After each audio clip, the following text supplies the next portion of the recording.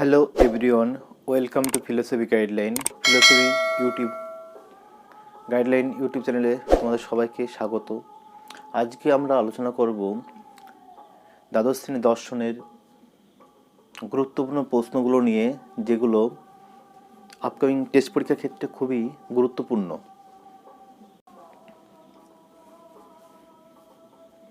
তা উচ্চ মাধ্যমিকের দর্শনের যে 50 মার্কের টেস্ট পরীক্ষা হবে, সেই পরীক্ষার ক্ষেত্রে এই প্রশ্নগুলো খুবই ইম্পর্টেন্ট। আজকে আলোচনা করব নিরপেক্ষ ন্যায় থেকে। নিরপেক্ষ ন্যায় পরীক্ষায় আসে দুটো লজিক করতে দেবে, 4 দুগুণ 8 এর, অথবা প্রশ্ন আসবে ব্যাখ্যামূলক। যেমন আসতে পারে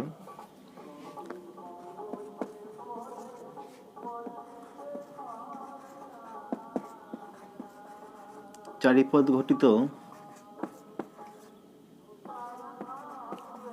দোষ কাকে বলে,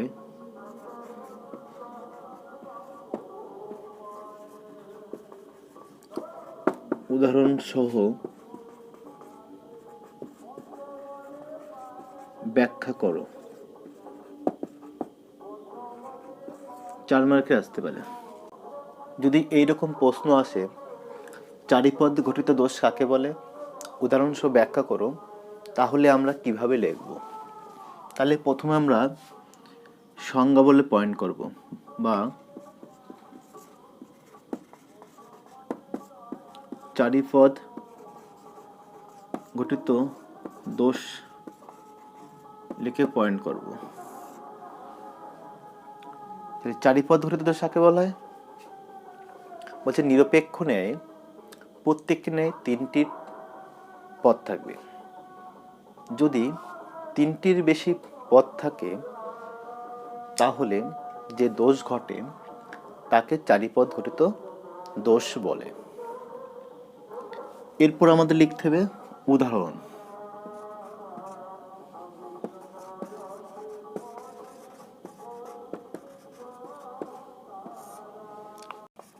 রাম শ্যামের চেয়ে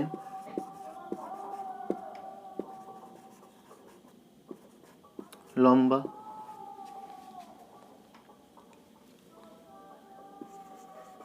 শ্যাম যদুর চেয়ে লম্বা,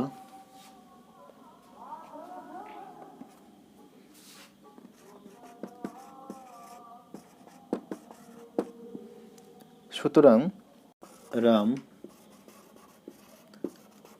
যদুর চেয়ে লম্বা।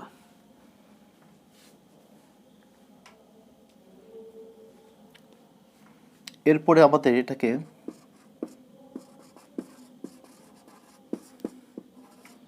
যুক্তি বিজ্ঞানসম্মত আকার, তাহলে যুক্তি বিজ্ঞানসম্মত আকারে সাজাতে হবে। তাহলে প্রথম কাজ হবে এই 3টে বাক্যর মধ্যে থেকে সিদ্ধান্ত খুঁজে বের করা। সিদ্ধান্ত কোনটা? সুতরাংয়ের পরের বাক্য, রাম যদুর চেয়ে লম্বা। তাহলে প্রথমে আমরা এটাকে এলেপে করব। তো এলেপ করলে কি হবে? রাম যদুর চেয়ে লম্বা, এটা এ বচন হবে। রাম হয়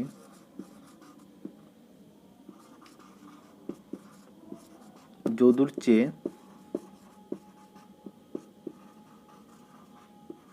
লম্বা।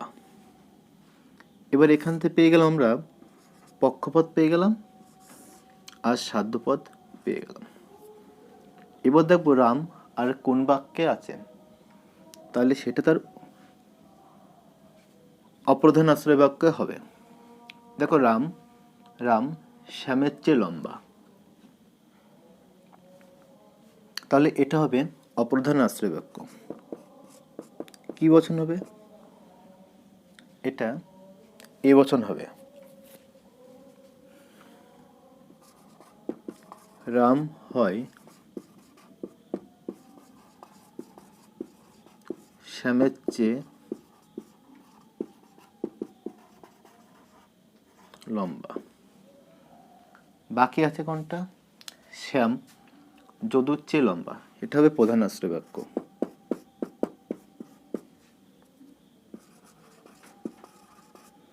শ্যাম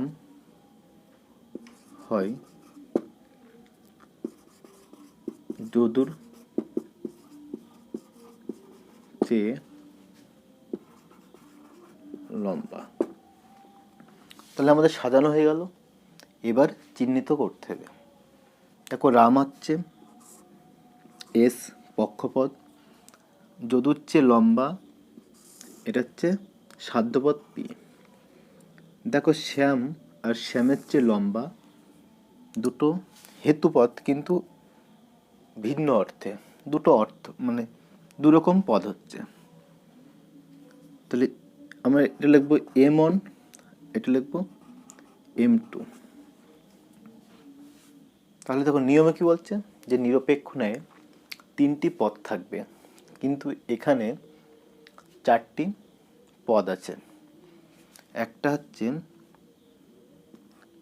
শ্যাম একটা পদ, যদুর চেয়ে লম্বা একটা পদ,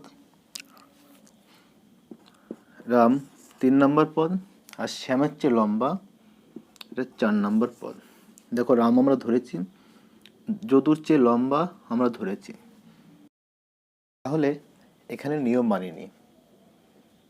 আর নিয়ম না মানলে কি হবে? যুক্তিটি অবৈধ হবে। আর 4টে পদ থাকার জন্য এটা 4 পদ ঘটিত দোষ। এবার আমার লিখতে হবে ব্যাখ্যা। আমরা ব্যাখ্যা কিভাবে লিখব?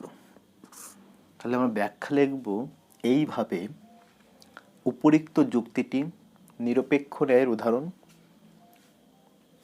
যুক্তিটি অবৈধ এবং অব্যাপ্য হেতুদোষ। কারণ ন্যায়ের নিয়ম হলো প্রত্যেকটি ন্যায় 3টি পদ থাকবে। উপরিক্ত যুক্তিতে এই নিয়মটি মানা হয়নি, কেননা এখানে 4টি পদ রয়েছে, যথা শ্যাম 1 নম্বর, 2 নম্বর যদুর চেয়ে লম্বা, 3 নম্বর রাম, 4 নম্বর শ্যামের চেয়ে লম্বা। এই কারণে যুক্তিটি 4 পদ ঘটিত দোষে দুষ্ট। অব্যাপ্য হেতুদোষ কাকে বলা হয়? নিরপেক্ষ ন্যায়ে হেতুপদ যদি 2টি আশ্রয় বাক্যে একবারও ব্যাপ্য না হয়, তাহলে যে দোষ ঘটে তাকে অব্যাপ্য হেতুদোষ বলে। এরপরে আমরা লিখব উদাহরণ।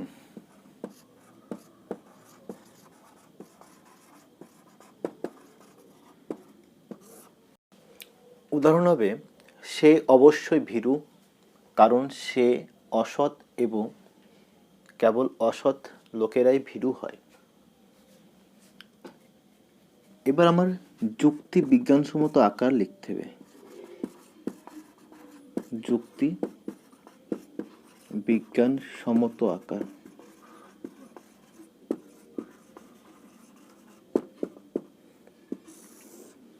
যুক্তি বিজ্ঞানসম্মত আকার। তাহলে প্রথম কাজ হবে এখান থেকে সিদ্ধান্ত খুঁজে বের করা। সিদ্ধান্ত কোনটা? কারণের আগের বাক্য হচ্ছে সিদ্ধান্ত।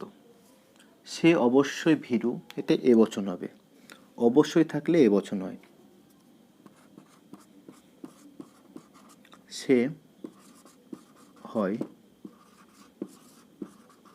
ভীরু ব্যক্তি। তাহলে আমরা পেলাম পক্ষপদ পেলাম আর সাধ্যপদ পেলাম। এবার দেখবো সে আর কোন বাক্যে আছে, তাহলে সেটা তার উপরের বাক্য হবে, অর্থাৎ অপ্রধান আশ্রয় বাক্য হবে। দেখো সে আছে, সে অসৎ, তাহলে এটা হবে অপ্রধান আশ্রয় বাক্য। এটা এবচন হবে।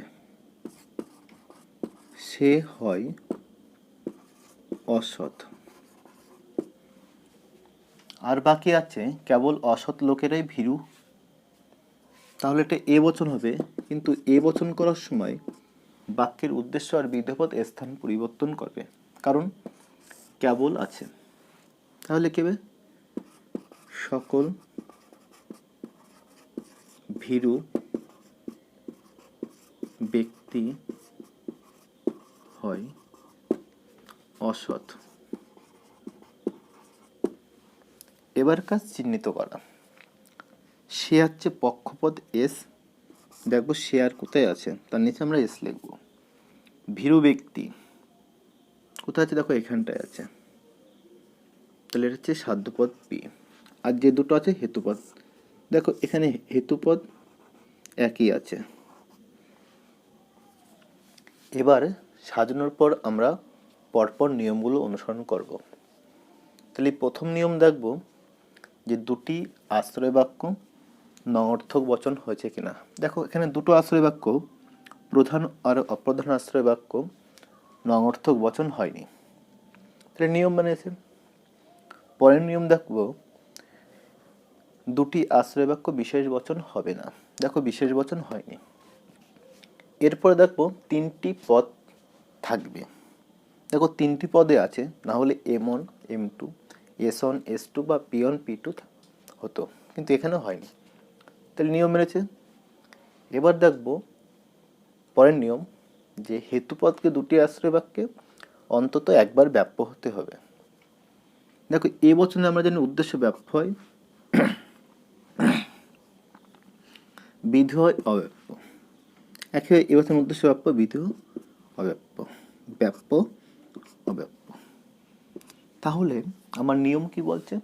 বলছে হেতুপদকে দুটি আশ্রয় বাক্যে অন্তত একবার ব্যাপ্য হতে হবে।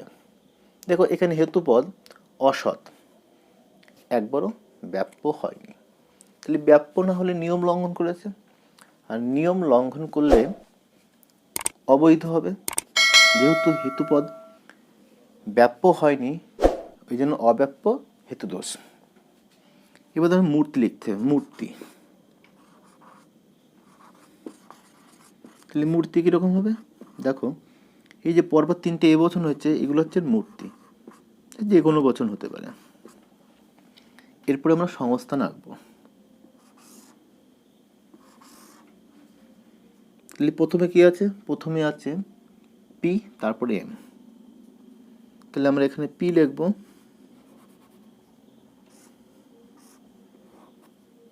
তারপরে কি আছে? এম। অপদান আছে এস এম, তাহলে আমরা এম এম এ যোগ করব। তাহলে এটা কোন সংস্থান? এটা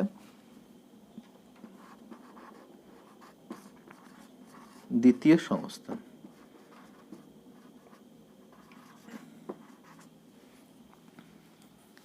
এটুকুনে করলে আমাদের 2.5 থেকে 3 মার্ক দেবে, কিন্তু 4 মার্ক দেবে না। 4 মার্ক পেতে গেলেও আমাদের ব্যাখ্যা লিখতে হবে। তাহলে এরপরে আমরা লিখব ব্যাখ্যা। ব্যাখ্যা কীভাবে লিখব? ব্যাখ্যা এইভাবে লিখব, ব্যাখ্যা বলে পয়েন্ট, উপরিক্ত যুক্তিটি নিরপেক্ষ ন্যায়ের উদাহরণ, যুক্তিটি অবৈধ এবং অব্যাপ্য হেতুদোষ। কারণ ন্যায়ের নিয়ম হলো হেতুপদকে দুটি আশ্রয় বাক্যে অন্তত একবার ব্যাপ্য হতে হবে। এখানে এই নিয়মটি লঙ্ঘন করা হয়েছে, কেননা হেতুপদ অসৎ প্রধান ও অপ্রধান আশ্রয় বাক্যের এ বচনের বিধেয় স্থানে থাকায় ব্যাপ্য হয়নি, তাই যুক্তিটি অবৈধ এবং অব্যাপ্য হেতুদোষে দুষ্ট। তাহলে এটুকু লিখতে পারলে আমাদের 4-এ 4 দিয়ে দেবে। এরপর এই নিরপেক্ষ ন্যায় থেকে আমরা পড়ব কি পড়ব? Short question. প্রথম শর্ট কোশ্চেন পড়ব মূর্তি কাকে বলে।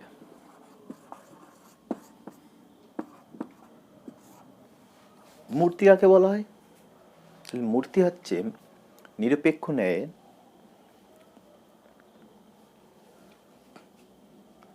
গুণ ও পরিমাণ অনুসারে ন্যায়ের যে বিন্যাস পাওয়া যায় তাকে মূর্তি বলা হয়। তাহলে মূর্তি কি? মূর্তি হচ্ছে নিরপেক্ষ ন্যায়ের প্রধান, অপ্রধান ও সিদ্ধান্তের যে আশ্রয় বাক্য সিদ্ধান্তগুলো হয়, সেগুলো যে বচন হয়, সেই বচনের গুণ আর পরিমাণ অনুসারে ন্যায়ের যে বিন্যাস পাওয়া যায় তাকে মূর্তি বলা হয়। এরপর পরও আমরা নিরপেক্ষ ন্যায়ের মোট মূর্তির সংখ্যা। তাহলে নিরপেক্ষ ন্যায়ের মোট মূর্তি আছে 256টি। 256টি মূর্তি আছে। এবং এরপরে আমরা পড়ব সংস্থান কাকে বলে।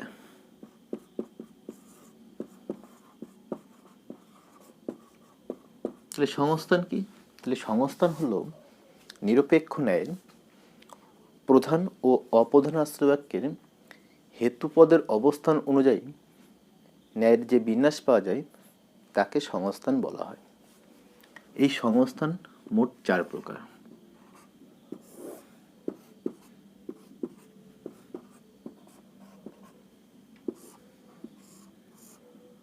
এটা প্রথম সংস্থান, দ্বিতীয় সংস্থান,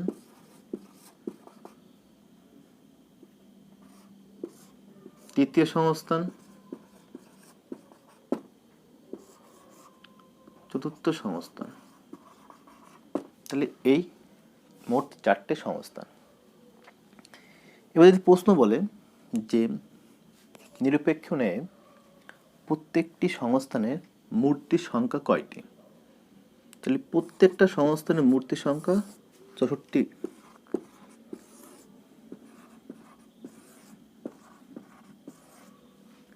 তাই মোট মূর্তি হচ্ছে 256, অর্থাৎ 64 গুণ 4, 256টা হচ্ছে মূর্তি। আর প্রত্যেক সংস্থানের মূর্তির সংখ্যা 64টি। মোট বৈধ মূর্তির সংখ্যা।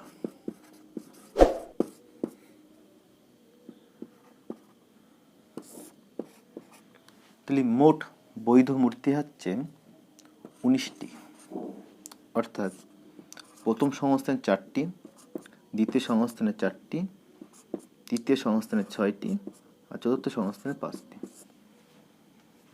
তাহলে এই মোট বৈধ মূর্তি হচ্ছে 19টি। প্রশ্ন আসতে পারে যে নিরপেক্ষ ন্যায়ের প্রথম সংস্থানের মোট বৈধ মূর্তি কয়টি? তাহলে 4টি। যদি বলে দ্বিতীয় সংস্থান, 4টি বৈধ মূর্তি। বৈধ মূর্তি আর এইগুলো শুধু মূর্তি। তৃতীয় সংস্থানে 6টি আর চতুর্থ সংস্থানে 5টি। এই হচ্ছে 19টি বৈধ মূর্তি। এইগুলো পড়তে হবে।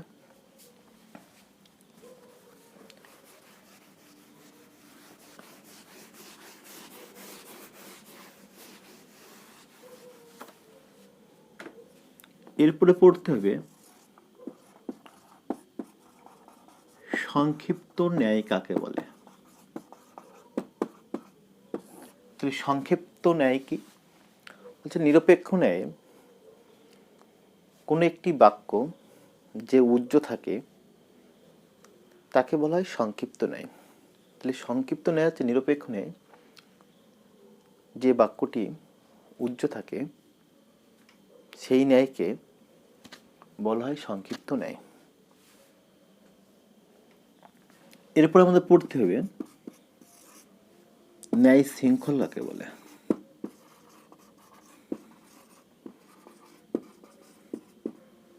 ন্যায় শৃঙ্খল কাকে বলে? ন্যায় শৃঙ্খল কি?